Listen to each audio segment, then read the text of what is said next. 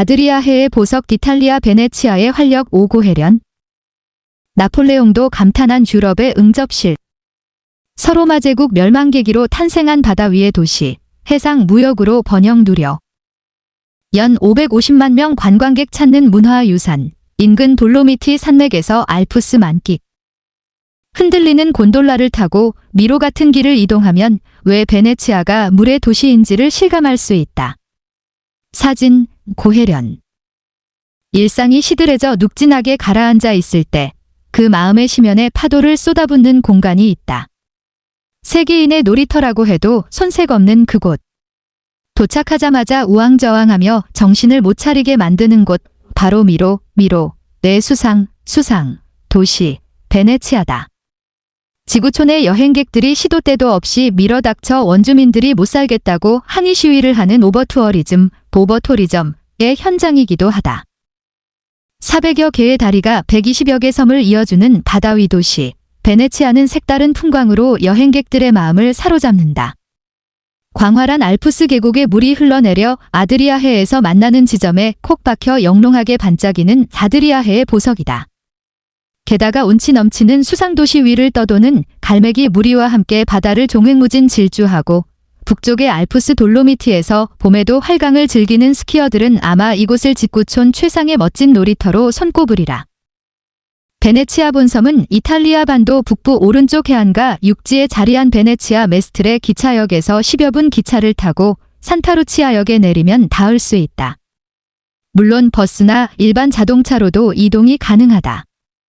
육지에 땅을 놔두고 그들은 왜 천년 세월을 마다치 않고 바다 위에 떠서 살고 있는 걸까? 게다가 다른 주변 도시민들보다 더 부유해서 분리 독립을 요구할 정도인데 신기할 지경이다. 이런 사연의 발단은 멀리 서로마 제국의 멸망과 맥이 닿아 있다. 바다의 도시 이야기. 베네치아의 랜드마크인 산마르코 광장. 마가복음의 저자인 마가의 유해를 모신 산마르코 대성당과 두 칼레 궁전을 품고 있다. 사진, 고혜련. 서기 476년 서로마 제국 멸망 이후 주인 없는 땅이 된 이탈리아 반도는 동고트족, 롬바르드족, 프랑크 왕국의 침략과 지배를 받게 된다. 이때 이들에게 쫓긴 이탈리아인들이 바다 한가운데로 도망가 숨어든 곳이 지금의 베네치아 본섬이다. 온통 습지인 석호, 러군에 집을 짓고 마을을 형성, 여러 개 섬에서 각기 떨어져 살게 된 것이다.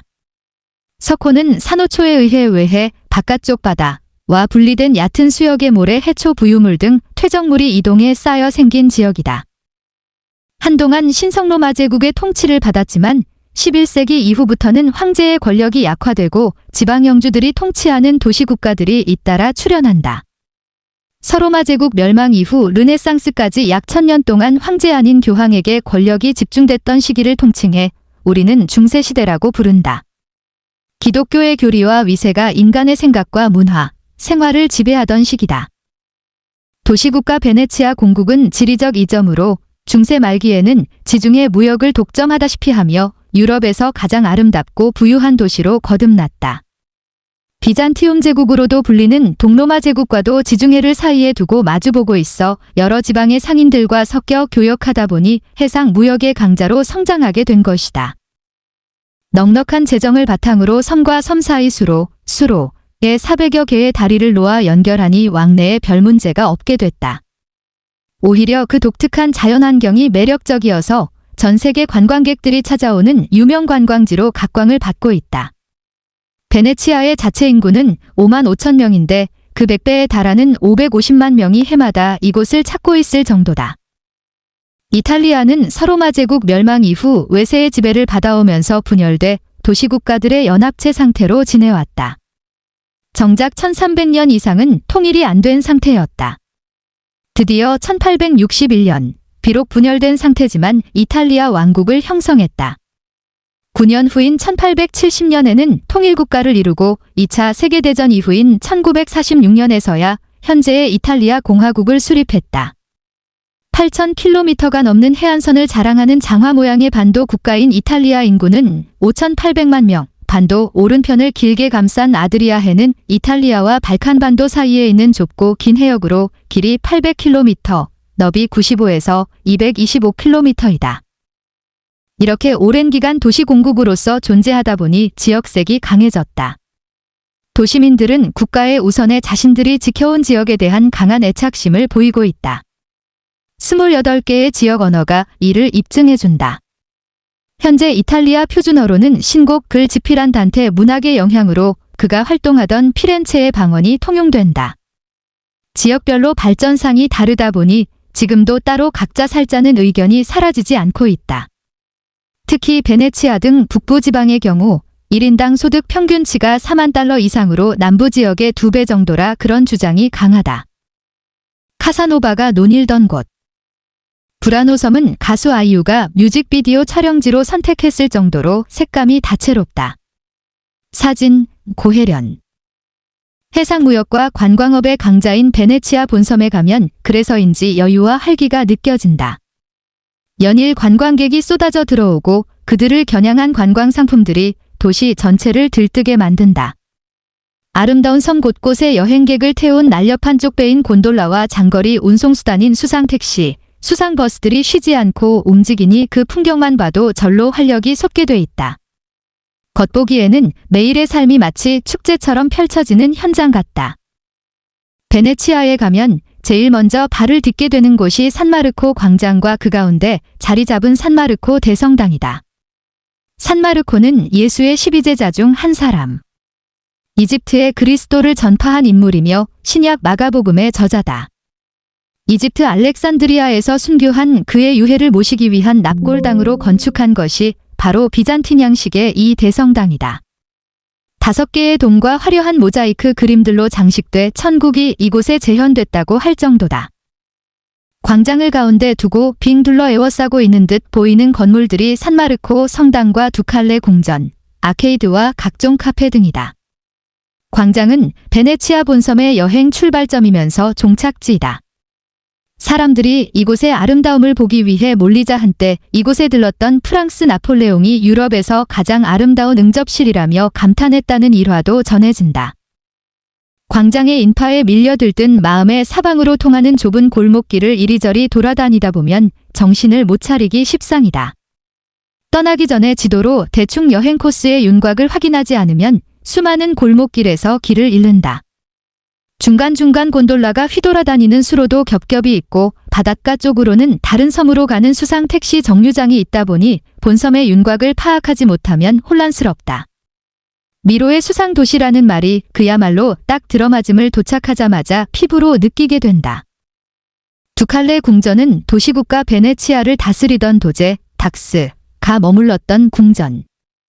위아래 층회랑이 모두 수십 개의 아치형 문과 역시 우아하게 도열한 원형 기둥이 조화를 이뤄 아름다운 자태를 뽐내고 있다.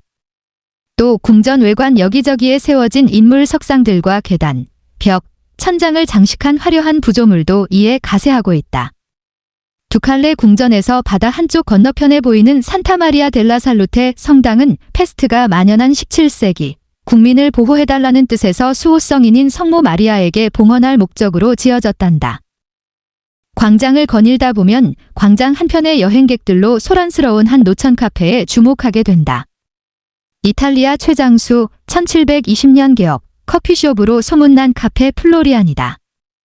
한국에서도 바람둥이의 전설적인 대명사로 알려진 카사노바가 자주 드나든 곳으로 소문이 난 곳, 아름다운 바다와 북적이는 인파들, 하늘과 바람이 축제하듯 춤추는 이곳에서 살다 보면 정신 못 차리는 그런 인물 몇몇쯤은 생겨나리라. 그래도 탕아라는 오명으로도 이 도시를 대표하는 역사적 인물이 됐으니 카사노비스트를 꿈꾸는 남성 동지들은 여전히 그가 부러울지도 모른다. 1725년 이곳 태생인 조반니 카사노바는 단지 희대의 난봉꾼에 그치지 않고 대학에서 법학을 공부한 후에는 성직자 군인 바이올린 연주자로도 활동했다니 그나마 다행이다. 이탈리아 명승지. 대부분의 장소에서 그렇듯 야외 테이블에 앉으면 자릿세용으로 음료 가격이 훨씬 비싸지는 게 상례처럼 돼 있다. 때에 따라서는 생음악 연주를 곁들여주는 곳도 있으니 그냥 넘어가게 된다. 한국인 여행객이 많아지면 한국 유행가도 슬쩍 끼워 넣으니 더 그렇게 된다. 산마르코 광장을 둘러본 다음은 쪽배처럼 보이는 곤돌라의 유혹에 빠진다. 바다에 지은 집들 사이 좁은 수로를 누비는 곤돌라를 보면 안 타고 못 배긴다. 날아갈 듯 날렵하고 늘씬한 곤돌라를 긴 장대로 노젓는 곤돌리에 뱃사공들은 경쟁적으로 쪽배를 단장해 흥취를 더한다. 흔들린다는 이탈리어 간덜리의 의미를 내포한 곤돌라는 불안정한 요동으로 긴장하게 만든다. 승객이 마음에 들면 잘생긴 뱃사공들이 즉석에서 칸초네를 불러주는 행운도 찾아온다. 그냥 뱃사공이라 하기엔 마땅치 않다.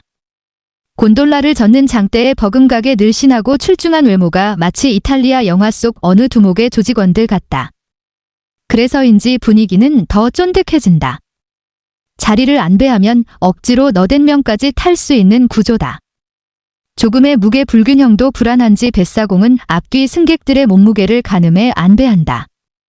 때론 탑승자의 몸무게도 물어본다. 흔들림, 곤돌라의 매력. 베네치아의 화가티치아노가 그린 전원의 콘서트는 훗날 명품 브랜드 루이비통에도 영감을 줬다. 사진, 루이비통. 곤돌라를 타고 수상가옥들을 가까이 살피니 감탄사가 절로 나온다. 육지에 세운 정식 시멘트 건물과 다를 바가 없어 보였기 때문이다. 우선 이곳 습지 아래의 물속에서도 잘 썩지 않는 나무 기둥들을 모래를 버무린 진흙 속에 굳게 박은 후 점토를 부어 단단하게 고정시킨다. 그 다음 다시 그 위에 평평한 석회암 돌판을 까는 게 순서다. 견고한 돌판이 안정된 상태가 되면 그 위에 건물을 지어 문제가 없다는 것이 뱃사공의 설명이다. 이론적으로는 이해가 된다. 하지만 곤돌라를 타고 건물의 바짝부터 들여다보면 이건 거의 기적에 가깝다. 날이 맑고 바람이 없는 날도 수상가옥의 현관 입구와 바로 앞에서 출렁이는 바닷물 높이의 차이가 불과 30cm도 안 돼 보였기 때문이다. 만약 풍랑이 몰아치거나 비가 거세게 내리면 온 집들이 물에 잠겨 무너지고 인명피해는 상당하리라는 추측이 든다. 물론 퇴적물로 인해 바다와 일정 거리로 분리된 석호에 자리한 집들이긴 해도 말이다. 높은 습기에 항상 노출된 가옥과 가재도구들이 과연 괜찮을까? 왜 그들은 이런 불안과 불편함을 감수하고 구태여 이곳에서 살아갈까? 경제적 여유가 생기면 모두 다 육지로 도망가 살 수 있을 터인데도 신기했다. 11월에는 물이 넘치기도 해 수로 위에 산책용 나무길을 임시로 설치한다고 한다. 브라노 섬의 알록달록한 색채의 집들. 이탈리아 북부는 알프스 산맥과 맞닿아 있다. 돌로미티 산장은 천혜의 자연이 무엇인지를 알려준다. 사진, 고혜련. 그 다음은 아드리아해를 본격 질주하는 바포레토, 베이퍼레토라 불리는 수상버스를 타고 섬 여행을 떠날 차례다. 무라노 섬과 브라노 섬으로 향한다. 수상버스는 10여 명의 여행객이 함께 탈 수 있는 모터보트 같은 것으로 뱃머리에 운전기사가 서게 된다. 좁은 수로에서 벗어나 넓은 바다를 전속력으로 달리면 일행들은 약속이나 한 듯 저마다 환호하며 소리를 지르게 된다. 본섬에서 가까운 무라노 섬은 유리 공예로 유명하다. 상점마다 갖가지 예쁘고 귀여운 유리 공예품을 실컷 감상할 수가 있다. 그 다음 20여 분 달려 도착한 브라노 섬은 프레스코 벽화처럼 갖가지 페인트로 단장한 가옥 수십 채가 바다 안개 속에 잠겨 있다. 잠시 동화 속 별세계에 와 있는 착각이 든다. 일부러 설치한 영화 제작용 세트장 같다.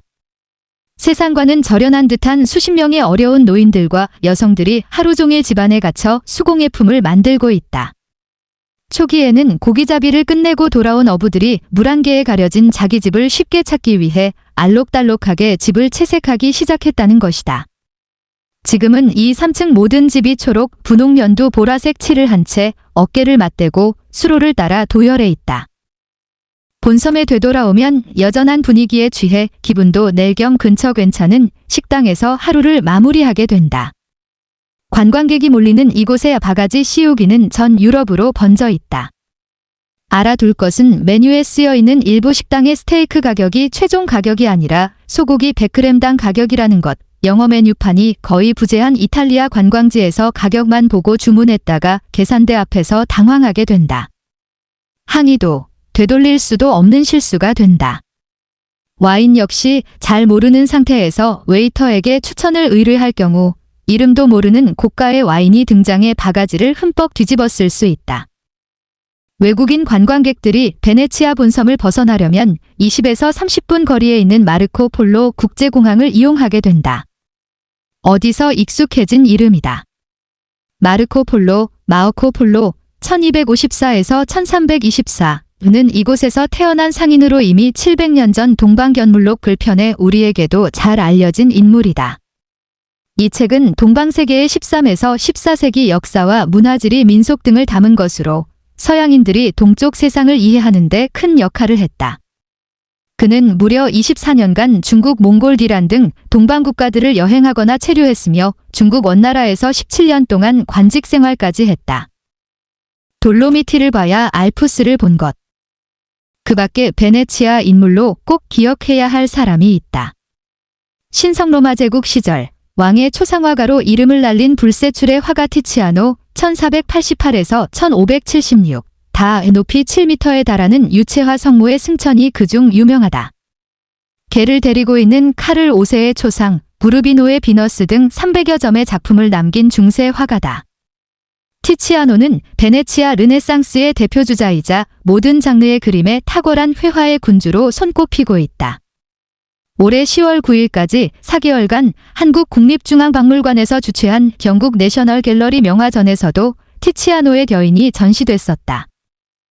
베네치아는 이탈리아 북쪽에 거대하게 자리 잡은 알프스 산맥의 돌로미티 산자락을 가기에 딱 좋은 중간 기착지이기도 하다.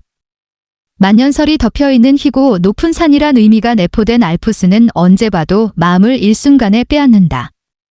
태고적 눈이 축적돼 만년설의 장관을 이루는 하얀 협곡 사이로 스키어들이 질주하는 모습은 그 자체로 최고의 청량제다.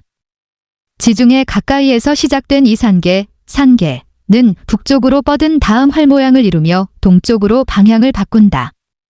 스위스, 슬로베니아 등 7개국의 산자락을 펼쳐놓은 셈이다. 이탈리아의 알프스, 돌로미티 산맥은 여태 경험한 다른 지역의 알프스를 능가할 정도로 압권이었다. 필자가 들른 2023년 3월 하순, 예기치 않은 춘설이 마구 쏟아져 일부 도로가 통제되긴 했지만 눈 가득 쌓인 설경은 더더욱 경이로웠다. 그동안 스위스 융프라우, 마터홀은 프랑스의 몽블랑 근처 산간 마을 등을 여행하면서 알프스 분위기를 대충감 잡았다고 생각했었다. 하지만 리프트를 타고 산등성 위에 올라가 트레킹을 하고 난 뒤 돌로미티를 보지 않으면 알프스를 제대로 본 것이 아님을 실감했다. 깎아지른 알프스 스키슬로프에 올라가 보니 그 광활한 백색 벌판을 종횡무진 급강하하는 스키어들의 젊음과 몰입, 열정의 세계가 짜릿하고 아름다웠다. 쌓인 눈발이 대수냐며 아랑곳하지 않고 산길에 피어있는 천진한 야생화들은 또 얼마나 순결하고 정겨웠는지. 저녁에는 산정산장에서 바비큐와 와인, 별이 쏟아지는 밤하늘에 취한 후 장작불로 데운 커다란 나무 욕조에서 입욕도 하니 세상이 참 다채롭고 무궁무진하다는 생각이 스쳐갔다. 내게 주어진 여건이 고맙고 황송하다는 기분과 함께